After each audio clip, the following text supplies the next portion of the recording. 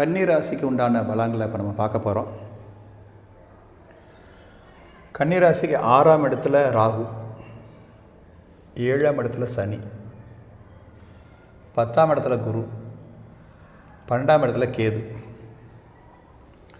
குரு நேராக 2ஆம் இடத்தை பார்ப்பார். 2ஆம் இடத்துல பார்க்குறதுனால குடும்பத்தில் ஒற்றுமை ஓங்கும், தேவையான பொருளாதாரம் இருக்கும், வாக்கு சொன்ன வாக்கை நிறைவேற்றுவோம், குடும்பத்தில் சுப நிகழ்ச்சிகள் நல்ல விதமாக நடக்கும். இதெல்லாம் நமக்கு நல்ல விதமாக ஏற்படும். சனி 9ஆம் இடத்தை பார்க்குறார், நேர ஜென்ம ராசியை பார்க்குறார், 4ஆம் இடத்தை பார்க்குறார். இப்போ 9ஆம் இடத்தை பார்க்கும்போது தீர்த்த ஸ்தல யாத்திரை போகலாம் அப்படின்னு நம்ம பிளான் பண்ணி வச்சுருந்தோம். ஏதோ காரணத்தினால தட்டும், அது போக முடியாமல் இருக்கும். நம்ம கிடைக்கக்கூடிய பாக்கியங்கள் எல்லாம் கொஞ்சம் தடைப்படும். ஜென்ம ராசியை பார்க்கறதுனால 7ஆம் இடத்துல இருக்கிறார். திருமணங்கள் நமக்கு தட்டும், சுப நிகழ்ச்சிகள் நமக்கு தட்டும். ஜென்ம ராசியை பார்க்கறதுனால கடுமையான அலைச்சல், அதிகமான அலைச்சல், ஹெவி லோடு கொடுக்கும். கன்னி ராசிக்காரங்களுக்கு 7ஆம் இடம் கணவன் அல்லது மனைவி. கணவன் கன்னி ராசியாக இருந்தால் 7ஆம் இடம் மனைவி, அவங்களுக்கு பாதிக்கும். இதே மனைவி கன்னி ராசியாக இருந்தால் 7ஆம் இடம் கணவன், அவங்களுக்கு ஆரோக்கிய குறைவு ஏற்பட வாய்ப்பு இருக்குது. அதனால் ஜாக்கிரதையாக நம்ம பார்த்துக்கணும். சனி மேற்கொண்டு 4ஆம் இடத்தை பார்க்குறார்.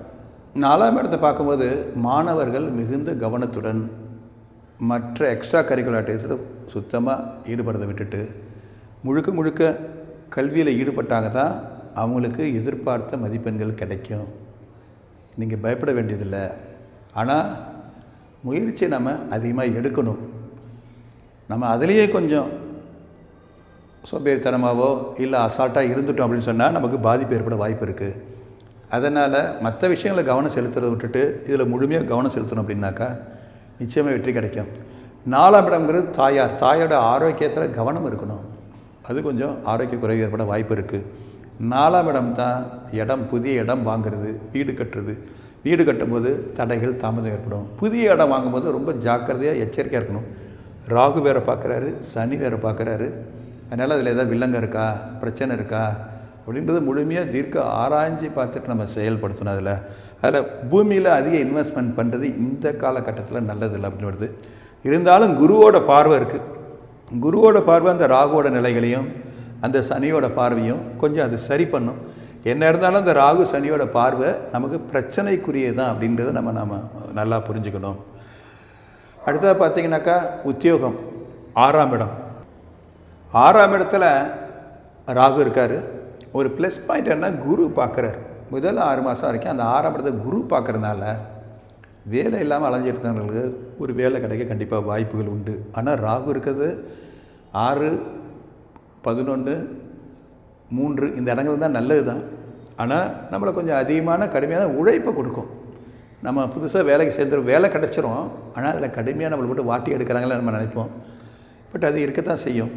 ஆனால் நமக்கு ஒரு வேலை நிச்சயமாக கிடைக்கும். அதே மாதிரி மேலதிகாரினால பிரச்சனைகளுக்குரியவங்களாம் அந்த குருவோட பார்வை இருக்குது பாருங்கள். அதனால் அவங்களுக்கு அது சரியாகும். இது வரைக்கும் நிலுவைத் தொகை வராமல் இருந்துகிட்டு இருக்கிறவங்களுக்கெல்லாம் அந்த குரு பார்க்குறதுனால 6ஆம் இடம் நமக்கு சரி பண்ணும். ஆனால் ஒரு முக்கியமான விஷயம், 6ஆம் இடத்துல ராகு இருந்தால், 6ஆம் இடத்துல குரு பார்த்தால் கடனை அதிகரிப்பார். அதில் நீங்கள் எச்சரிக்கையாக இருக்கணும். எக்காரணத்தை கொண்டும் கன்னிராசி நேயர்கள் நீங்கள் கடன் வாங்குவதையும் கொடுக்கதையும் தவிர்க்கணும். பணம் கொடுத்தாலும் வராது. இந்த ஆண்டு ரொம்ப எச்சரிக்கையாக இருக்கும். குரு பார்க்குறாரே நல்லதுன்னு நினைக்காதீங்க. குரு பார்த்தா கடனை அடைக்கிறதுக்கு வழி தான் கொடுப்பார். ஆனால் குரு பார்க்குற இடம் அதிகப்படுத்துவார். திருமண ஸ்தானத்தை பார்த்தாருன்னா திருமணத்தை ஏற்படுத்துவார். குழந்தை ஸ்தானத்தை பார்த்தா குழந்தையை ஏற்படுத்துவார். அதே மாதிரி கடன் ஸ்தானத்தை பார்த்தா கடனை ஏற்படுத்துவாரா மாட்டாரா? இப்போ நாம் தானே அந்த இடத்துல கண்ட்ரோலாக இருக்கணும், ஜாக்கிரதையாக இருக்கணும். ராகுவும் குருவும் அதிகப்படுத்துவாங்க. அப்போ நாம் தான் கடன் வாங்கிறத தவிர்க்கணும். மேற்கொண்டு வம்பு, வழக்கு, போலீஸ் ஸ்டேஷன் இந்த மாதிரி விஷயங்களில் நாம் தான் விலகி இருக்கணும். இந்த நேரத்தில் நம்ம போட்டி போட்டுட்டு நான் ஒரு வழக்கை போடுறேன் அப்படின்னு போட்டோன்னாக்கா அந்த வழக்கு பெரிய பிரச்சனைக்குரிய இருக்கும். வம்பு வழக்குகள் 6ஆம் இடம் ராகு இருந்தால் கண்டிப்பாக வரும், நிச்சயமாக வரும். அப்போ அதை யார் தவிர்க்கணும்? நாம் தானே தவிர்க்கணும். எச்சரிக்கையாக இருக்கலாமா கூடாதா? அதுக்கு நமக்கு ஜோதிட சாஸ்திரம் உதவுது. இந்த மாதிரி நேரத்தில் வம்பு வழக்கில் போகாமல் நாம் ஒதுங்கி இருக்கணும். நமக்கு நேரம் சரியில்லை, ஜாக்கிரதையாக இருக்கணும் அப்படின்னு நம்ம எச்சரிக்கையாக இருக்கலாமா கூடாதா? வெளிநாட்டில் வேலை செய்கிறவங்க, அவங்களுக்கு கேது பகவான் 12ஆம் இடத்துல இருக்கார். அவங்க வெளிநாட்டுக்கு முயற்சி பண்ணுறவங்களுக்கு தடைகள் ஏற்பட்டுகிட்டு இருக்கோம். அதனால் முன்பணம் கொடுத்து தயவு செய்து ஏமாறாதீங்க. வெளிநாட்டில் இருந்துட்டு ப்ராஜெக்டை முடிச்சுட்டு வரவங்களுக்கெல்லாம் கொஞ்சம் தடைகள் ஏற்படுத்தும். ஆனால் அதுக்கப்புறம் இனி போகக்கூடிய காலங்களில் சரியாகும். கொஞ்ச காலம் பொறுமையாக இருங்க. 10ஆம் இடத்துல குரு இருக்கார். 10ஆம் இடத்துல குரு இருக்கார் அப்படிங்கும்போது இன்னொரு 6 மாத காலங்கள் தொழிலை விரிவுபடுத்துகிறதோ, அதே முதலீடு செய்கிறதோ அல்லது புதிய தொழில் செய்கிறதோ கொஞ்சம் தவிர்த்துருங்க. கொஞ்சம் பொறுமையாக இருங்க. நல்ல காலம் பிறக்க போகுது கன்னிராசிக்கு. ஏன் அவசரப்படுறீங்க? இப்போ போய் அவசரப்பட்டு செஞ்சு நம்ம மாட்டிக்கிறத விட நல்ல டைம் வரப்போகுது. உங்களுக்கு தசாபுத்தி பலமாக இருந்ததுனாக்கா, 10ஆம் இடம் சிறப்பாக இருந்ததுனாக்கா, அடுத்த ஒரு 6 மாதத்தில் ரொம்ப அற்புதமாக இருக்கும். அது வரைக்கும் நீங்கள் பொறுமையை கடைப்பிடிங்க. விவசாயிகள் ரொம்ப ரொம்ப எச்சரிக்கையாக இருக்க வேண்டியது. ராகு பார்க்குறான், சனி பார்க்குறான், 4ஆம் இடத்த கடுமையான பாதிப்பு ஏற்பட வாய்ப்பு இருக்குது. அதனால் நிறைய நீங்கள் வங்கி கடன், அரசு கடன் வாங்கி அதில் போட்டு இன்வெஸ்ட் பண்ணாதீங்க. புதிய நிலங்கள் வாங்கிறத கொஞ்சம் காலம் ஒத்தி போடுங்க. இரவு நேரத்தில் வேலை பணி செய்கிறத கொஞ்சம் குறைச்சிங்க. விஷ ஜந்துகள் நமக்கு ஆபத்துகள் இருக்குது, கொஞ்சம் எச்சரிக்கையாக இருங்க.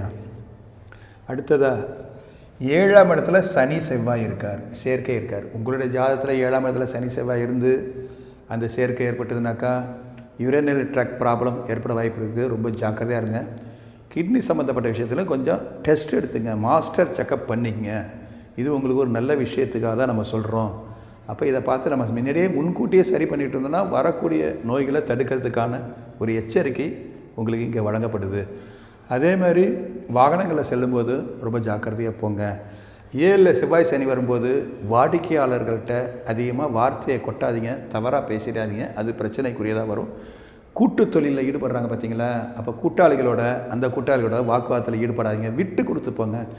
அதில் ஒரு பிரச்சனை இருக்குங்கிறது தெளிவாக உங்களுக்கு சொல்லுது. அப்போ இந்த ஒரு 37 நாட்கள் கொஞ்சம் ஜாக்கிரதையாக இருங்க. வாகனத்தில் போகும்போது எச்சரிக்கையாக போங்க, ஹெல்மெட் அணிந்து போங்க. இரவு நேரம் வாகனங்களில் வண்டி ஓட்டுவதை தவிருங்கள். இது மாதிரி விஷயத்தில் நீங்கள் எச்சரிக்கையாக இருந்தால் இந்த காலம் சிறப்பாக கடந்து போயிடலாம். அடுத்தது பார்த்திங்கன்னா குரு உச்சமாகிறார். 11ஆம் இடம் லாபஸ்தானத்தில் வந்து குரு உச்சம் அடைகிறார். மிகப்பெரிய விஷயம். 5ஆம் இடம், 7ஆம் இடம், 9ஆம் இடம், 2ஆம் இடம், 11ஆம் இடங்கள்லாம் குரு வரும்போது அளவற்ற பலங்களை கொடுப்பான்னு ஜோதிட சாஸ்திரம் சொல்லுது. அதுவும் உச்சம் 12 வருஷத்துக்கு ஒருத்தர் தான் உச்சமாகிறார் குரு. அது இப்போ வந்து உங்களுக்கு உச்சம் அடைகிறார். மிகச்சிறந்த பொற்காலம், அற்புதமான காலகட்டம் உங்களுக்கு பார்த்தீங்கன்னாக்கா. அங்கேருந்து அவர் வந்து 3ஆம் இடத்தை பார்ப்பார். 3ஆம் இடம் வந்து ஜெய வீரிய வெற்றி ஸ்தானம். அந்த ஸ்தானத்தில் வரனால ரொம்ப அற்புதமாக இருக்கும். சீட்டு, எம்எல்எம், ஸ்பெக்குலேஷன் இந்த மாதிரி விஷயங்களை கொஞ்சம் லாபம் கிடைக்கும். அதுக்குன்னு ரொம்ப இன்வெஸ்ட் பண்ணாதீங்க, ஓரளவு உங்களுக்கு நிச்சயமாக லாபம் கிடைக்கும். 5ஆம் இடத்தை வேறு பார்க்குறார். ஷேர் மார்க்கெட் இதெல்லாம் நீங்கள் போட்ட இன்வெஸ்ட்மெண்ட் உயரும். கன்னிராசிக்கு வந்து குரு உச்சமானதுக்கப்புறம் 3ஆம் இடம், 5ஆம் இடம் பலப்படுது. அதுக்காக நீங்கள் வந்து ஓவராக இன்வெஸ்ட்மெண்ட் பண்ணாதீங்க. ஓரளவு உங்களுக்கு லாபத்தை அவர் கண்டிப்பாக கொடுப்பாரு. இதில் உங்களுக்கு நல்ல விதமான முன்னேற்றம் இருக்குது அப்படிங்கிறத சொல்லுது. 5ஆம் இடம் குழந்தை ஸ்தானத்தை பார்க்குறதுனால இவ்வளோ காலமாக ஒரு வாரிசு இல்லையே, நம்ம வீட்டுக்கு ஒரு குழந்தை மழலை சத்தம் இல்லையேன்னு வருத்தப்பட்டு இருக்கிறவர்களுக்காக இன்றைக்கி உச்சம் பெற்ற குரு பார்க்கறதுனால ஒரு நல்ல பலனை கொடுப்பார். குலதெய்வத்தோட அருள் உண்டு. நீங்கள் போடக்கூடிய திட்டங்கள் உங்களுக்கு வெற்றியை கொடுக்கும். அதே மாதிரி 9ஆம் இடத்தையும் பார்க்குறாரு. நீண்ட நாளாக நம்ம வந்து காசிக்கு போகணும், கங்கைக்கு போகணும், ஸ்தல யாத்திரைக்கு போகணுன்னு விருப்பப்பட்டு இருந்தால் அதுக்கு தடை ஏற்பட்டுட்டு ஒன்று உடல் ஆரோக்கியம் சரி இல்லாமல் விடும், இல்லை பொருளாதார தடை இருக்கும், இல்லை நம்மளே போக முடியாத சூழ்நிலை இருக்கும். இதெல்லாம் நீங்கி நமக்கு எல்லாம் வழி விட்டு இதெல்லாம் உங்களுக்கு வெற்றிகரமாக போயிட்டு வரத்துக்கு, ஸ்தல யாத்திரை போயிட்டு வரத்துக்கு, தீர்த்த ஸ்தல யாத்திரை போயிட்டு வரதுக்கு இது சிறப்பாக உங்களுக்கு கொடுக்கும். அப்போ 11ஆம் இடத்துல குரு வரும்போது லாபத்தை நல்ல விதமாக வழங்குவார். உங்களுக்கு வந்து தொழிலில் ஈடுபட்டிருக்கிறவங்களுக்கு நல்ல லாபத்தை கொடுப்பார். நல்லா உங்களுக்கு வருமானம் கிட்டும். இப்போ நீங்கள் தொழிலை விரிவுபடுத்தலாம். இப்போ நீங்கள் புதிய தொழில் முதலீடு போடலாம். இப்போ நீங்கள் வெளிநாடுகளுக்கு எக்ஸ்போர்ட், இம்போர்ட் இந்த விஷயங்களை ஈடுபடலாம். இது உங்களுக்கு நல்ல வெற்றியை கொடுக்கும். கன்னிராசிங்களுக்கு இந்த மாதிரி குரு உச்சமடைகிறது 11ஆம் இடத்துல உச்சமடைகிறது ரொம்ப ரொம்ப சிறப்பான காலகட்டம். ஆனால் ஒரு விஷயம், 6ஆம் இடத்துல ராகு இருக்கார், குருவோட பார்வை அங்கே குறையுது. அப்போ அந்த இடத்துல கொஞ்சம் எச்சரிக்கையாக இருக்கணும், கடன் வாங்குவதை தவிர்க்கணும். அந்த இடத்துல நம்ம 6ஆம் இடத்துல கொஞ்சம் கவனம் கொடுக்கணும் அப்படின்னு சொல்லுது. அடுத்ததாக பார்த்திங்கன்னா அதிசாரத்தில் குரு 2 மாதத்துக்கு 12ஆம் இடத்துக்கு வராரு. கொஞ்சம் விரயத்தை நம்ம கொடுக்க தான் செய்வார், வேறு வழி கிடையாது. ஆனால் 4ஆம் இடத்தை பார்த்துறார். இப்போ நமக்கு ஒரு இடத்த அங்கே போய் இன்வெஸ்ட் பண்ணியிருப்போம், அது வம்பு வழக்கு வில்லங்கத்தில் இருக்கும். என்னடா அதுன்னு போட்டு இழுத்துட்டு இருக்குன்னு போது இந்த குரு பார்க்குறாரு பாருங்கள், இப்போ வில்லங்கலம் தீர்ந்துடும், ரிஜிஸ்டர் பண்ணிடலாம். இப்போ இங்கே ஒரு வீடு கட்ட ஆரம்பிச்சிருப்போம், அந்த நேரத்தில் அது தள்ளிக்கிட்டே போகும், கிரகப்பிரவேசம் பண்ண முடியாது, பொருளாதார தடையெல்லாம் வந்துட்டுருக்கோம். சனி பார்த்தாரு, ராகு பார்த்தாரு. இப்போ குரு பார்க்குறாரு பாருங்கள், அதை அவர் உங்களுக்கு விலக்கி வச்சு சிறப்பாக கொண்டு போயிடுவார். அந்த விஷயங்கள் நல்லாயிருக்கும். அதே மாதிரி பார்த்திங்கன்னா 6ஆம் இடத்தை பார்க்குறாரு, ராகு மாறிடுறாரு. ராகு 5ஆம் இடத்துக்கு வந்துடுறாரு, கேது 11ஆம் இடத்துக்கு வந்துடுறாரு. 5ஆம் இடத்துக்கு ராகு வந்துட்டார். இப்போது எம்எல்எம்மோ சீட்டோ ஸ்பெக்குலேஷனோ ஷேர் மார்க்கெட்டோ கண்டிப்பாக இன்வெஸ்ட் பண்ணாதீங்க, அது பிரச்சனைக்குரியதாக போய்விடும். 5ஆம் இடத்துல ராகு வந்தாலே குலதெய்வம், ராகுனா குலதெய்வம், 5ஆம் இடம் குலதெய்வம். குலதெய்வத்தை நல்லா வழிபடுங்க, உங்களுக்கு சிறப்பான அருள் கிட்டும், ரொம்ப சிறப்பாக இருக்கும். இப்போ 12க்கு வரும்போது விரயத்தை கொடுக்க போகிறார் குரு. நம்ம லாபத்தில் நிறைய சம்பாரித்தோம், நிறைய வருமானம் வந்துச்சு, அதெல்லாம் ஒழுங்காக கடனை அப்போ அடைச்சிட்டோன்னா தப்பிச்சோம். அதுக்காக தான் சொல்லணும், கிரக நிலை ஒரே மாதிரி இருக்காது வாழ்நாள் முழுதும். 11ல் குரு வராரா, நல்ல லாபம் கிடச்சிதா, டக்குன்னு என்ன பண்ணால் அடுத்து 12க்கு வரப்போகிறாரு, எல்லா காசும் செலவாக போகுது. அந்த செலவை ஒழுங்காக போய் கடன் அடைச்சிட்டோம் அப்படின்னு சொன்னால் வங்கி கடனை போய் அடைச்சிடுறது. எங்கே கடனோ அடைச்சிட்டோன்னாக்கா நமக்கு பிரச்சனை இருக்காது இல்லையா? அப்போ லாபத்தையும் நம்ம விட்டுவிட்டு கடனை அடைக்க முடியாமல் 12ல் விரையும் போது கஷ்டப்படவும் மாட்டோமா? இதுக்கு தான் உங்களுக்கு ஜோதிடம் பயன்படுது. அப்போ இந்த 4 மாதத்தில் வரக்கூடிய வருமானத்தை நல்ல விதமாக பயன்படுத்துங்க, நல்ல விதமாக கடன் அடைங்க, நல்ல விதமாக கொண்டு போகிறதுக்கு உங்களுக்கு ஜோதிடம் வழிகாட்டுகிறது. அதனால் ஒட்டுமொத்தத்தில் கன்னிராசிக்கு பார்க்கும்போது ஒரு 6 மாத காலங்கள் பொறுமையை கடைப்பிடிச்சிங்க அப்படின்னு சொன்னாக்கா 11ஆம் இடத்துல குரு உச்சமடையும் போது மிக சிறப்பான எதிர்காலம் பொற்காலம் இருக்குது. 2 மாதம் தாங்க அதிசாரம், கவலைப்பட வேண்டாம். நவம்பர் டிசம்பர் திரும்பவும் உங்களுக்கு வந்துடுவார். 11 வந்துடும், ஓராண்டு காலம் 17 உச்சம் பெறுவார். எல்லா விதமான நன்மைகளையும் நீங்கள் செய்துக்கலாம், கடனை அடைச்சிக்கலாம், சுபகாரியங்கள் நடத்திக்கலாம், நல்ல பொருளாதாரத்தில் முன்னேற்றம் ஏற்படுத்திக்கலாம், வெளிநாடு போனால் முயற்சி பண்ணிக்கலாம், நல்ல வேலைகள் கிடைக்கும், எல்லாம் சிறப்பாக இருக்கும். இப்போ உங்களுக்கு எளிமையான பரிகாரம் மூலம் இன்னும் சில விஷயங்களை கொடுக்க போகிறோம். கன்னிராசிக்கு உண்டான பரிகாரங்கள்: செய்யக்கூடாதவை, அதிக அலைச்சலை தவிர்க்கவும், அதனால் உடல் பாதிப்பு கொடுக்கும். உடல் பாதிக்கக்கூடிய எந்த செயலையும் தவிர்க்கவும். மனைகளில் முதலீடு செய்வதை தவிர்க்கவும் அல்லது மிகுந்த ஜாக்கிரதையாக எச்சரிக்கையாக கையாளவும். இரவு நேரம் வாகனம் ஓட்டி பயணம் செய்வதை தவிர்க்கவும். செய்ய வேண்டியவை: வாகனம் ஓட்டும்போது கண்டிப்பாக ஹெல்மெட் அணிந்து பயணம் செய்யவும். ஆரோக்கியத்தில் கவனம் தேவை, தாய் தந்தை ஆரோக்கியங்களையும் கவனம் செலுத்துங்கள். ஏழை நண்பர்களுக்கு உதவி செய்யுங்கள். திருக்கோயில் பரிகாரம்: நன்று உடையானை தீயது இலானை என்று தொடங்கும் திருப்பதிகத்தை தினமும் பாராயணம் செய்து வரவும். ஒருமுறை திருப்பதி கஷேத்திரம் சென்று தாயார் மற்றும் திருவேங்கடவனை தரிசித்து விட்டு வரவும். ஸ்ரீ தன்வந்திரி ஸ்லோகத்தை தினமும் பாராயணம் செய்து வரவும். அசைவ உணவை தவிர்க்கவும்.